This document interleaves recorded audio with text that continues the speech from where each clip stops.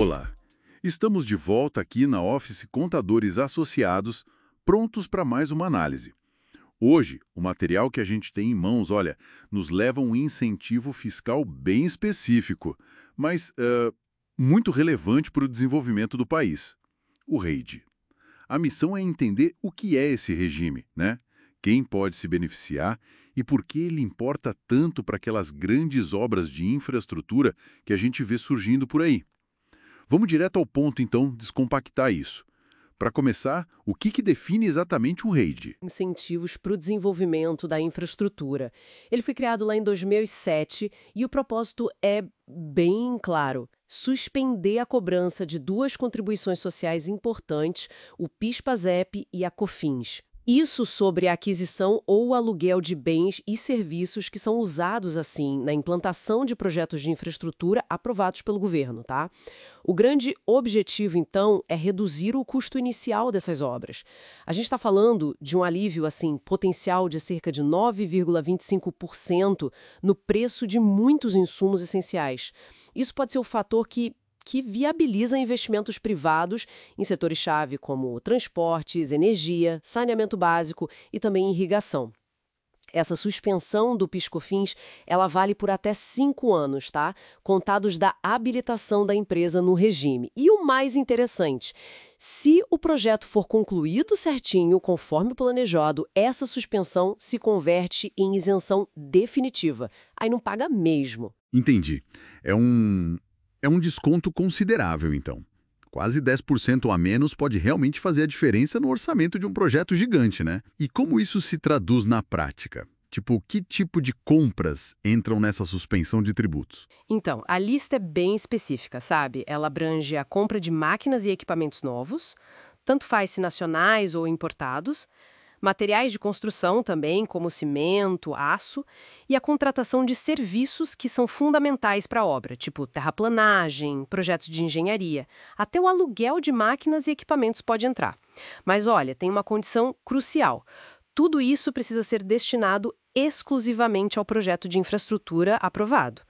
E tem que ser adquirido pela empresa que está habilitada no REID, claro. Ah, tá. Então, para visualizar melhor, uma construtora, por exemplo, que está tocando uma nova rodovia, Isso. ela poderia usar o REID ao comprar tratores novos ou talvez grandes volumes de cimento. Exatamente. E veria essa redução de quase 10% aplicada direto nesses custos. É assim que funciona no dia a dia da obra. Perfeito, é esse o espírito. Esse é um ótimo exemplo prático. A construtora, né, sendo a titular do projeto e devidamente habilitada, ou até mesmo uma empreiteira principal, que pode ser coabilitada, ela sentiria esse alívio no fluxo de caixa durante a construção. Isso ao adquirir esses bens e serviços essenciais. Desde que, e eu reforço isso, o uso seja restrito àquele projeto específico. Não pode usar para outra coisa. Faz todo sentido. Mas quem exatamente está elegível para solicitar esse benefício? É qualquer empresa que atue nesses setores? Assim, de forma geral. Uhum. Não é tão amplo assim, não. O REID é destinado a pessoas jurídicas de direito privado e tem que ser a titular de um projeto de infraestrutura. E um ponto, assim, fundamental. Esse projeto precisa ser previamente aprovado pelo Ministério Setorial correspondente. Ministérios dos Transportes, Minas e Energia, Desenvolvimento Regional, depende da área, né? Essa portaria ministerial de aprovação é o pontapé inicial. Sem ela, nada feito. Entendi. Essa aprovação é o primeiro passo crítico. Exato. Além disso, a empresa tem que comprovar a regularidade fiscal, ou seja, ter a certidão negativa de débitos, a famosa CND, em dia. E atenção, empresas que são optantes pelo Simples Nacional não podem aderir ao REID, tá? Ficam de fora. A habilitação formal em si ela é um processo digital. É feita lá na Receita Federal pelo ICAC, que é o portal de atendimento virtual deles. É nesse processo que você anexa a portaria de aprovação do projeto. E como eu falei, empresas contratadas pela titular para executar partes relevantes da obra também podem buscar a coabilitação. Certo. E essa questão da regularidade fiscal, né? É sempre um ponto de atenção para empresas no Brasil que buscam qualquer benefício ou crédito do governo, não é verdade? Um detalhezinho ali pode travar tudo se não estiver em ordem. Sem dúvida alguma, manter a regularidade fiscal é condição, assim, essencial durante todo o período que a empresa estiver usando o benefício. Tem que ficar de olho nisso o tempo todo. E quais são exatamente os setores de infraestrutura que o REID cobre?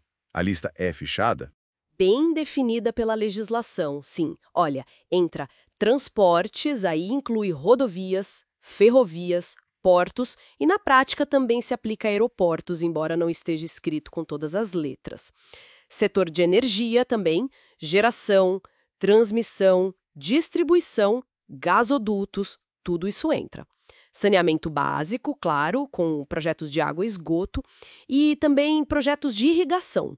O que fica de fora, explicitamente, construções que não sejam de infraestrutura, tipo prédio residencial, prédio comercial, isso não. Outros setores, como telecomunicações e mineração, também não se qualificam para o REID. Ah, e um detalhe importante, projetos de micro e mini geração distribuída de energia, aqueles painéis solares em casa ou pequenos negócios, também não entram. Ok, parece um benefício bastante poderoso, né? Mas imagino que venha acompanhado de uma série de responsabilidades. E talvez algumas armadilhas. Quais são os principais cuidados que as empresas precisam ter ao usar o REID? Exatamente. Onde tem benefício fiscal, pode ter certeza que tem controle rigoroso junto. O ponto mais crítico, sem dúvida, é garantir o uso exclusivo dos bens e serviços na obra que foi aprovada. Qualquer desvio de finalidade, se a fiscalização pegar, pode resultar na cobrança retroativa de todo o PIS e COFINS que foi suspenso. E mais, com multas pesadas e juros. Aí o prejuízo é grande. Nossa! O prazo de 5 anos para a utilização também é um limite estrito, tem que cumprir. E claro, se por algum motivo o projeto for cancelado antes de terminar, os tributos que foram suspensos têm que ser recolhidos. Entendi. Além disso, tem as obrigações acessórias, né? Que são importantes também. A mais recente é a DIR-BISE. É a Declaração de Incentivos, Rendimentos e Pagamentos e Créditos de Contribuições Fiscais Federais. Um nome comprido. Desde 2024, as empresas que usam o REID precisam entregar essa declaração todo ano para a Receita Federal, detalhando os valores dos incentivos que ela usufruiu. E, fundamental, manter toda a documentação que comprova as aquisições e a aplicação delas no projeto. Isso é essencial para estar preparada para qualquer auditoria fiscal que possa acontecer. Certo. Então, resumindo o quadro geral aqui, o REID se mostra uma ferramenta fiscal bem estratégica, né? Capaz de impulsionar grandes investimentos em infraestrutura no Brasil. Ele alivia bastante os custos na fase inicial, que costuma ser a mais pesada.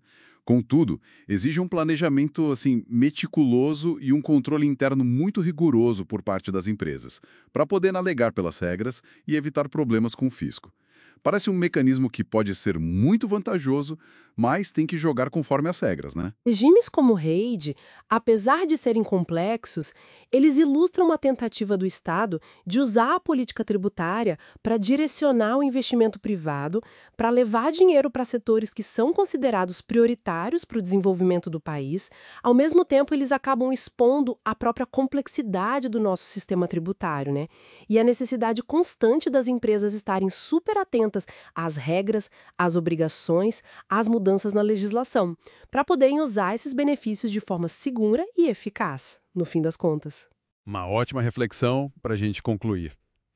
E, com isso, encerramos nossa análise sobre o REID. Hoje, direto aqui da Office Contadores Associados. Tecnologia e atendimento de qualidade sempre juntos. Office Conte. Contabilidade inovadora ao seu alcance.